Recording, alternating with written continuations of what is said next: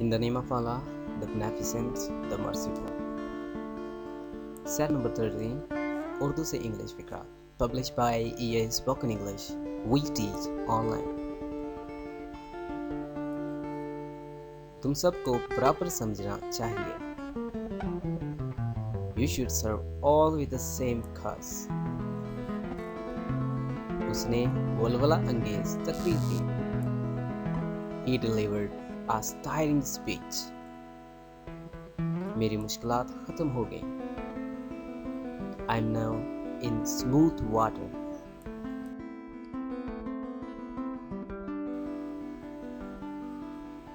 मैं ठीक ठीक इतला दूंगा. I'll give you straight tip. सब कुछ अफरा तफरी में किया गया. Everything was done in hot haste. ये एक मुसलमा बात है. It goes without saying. अफरा तफरी जल्दी में. Hot haste. Haste makes waste. तुमने काफी इंतजार करवाया.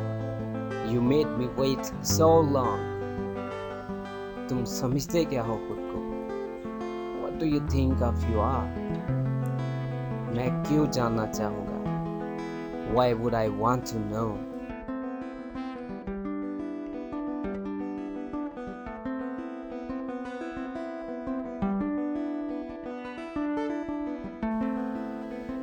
ये बात उसको तीर की तरह लगी.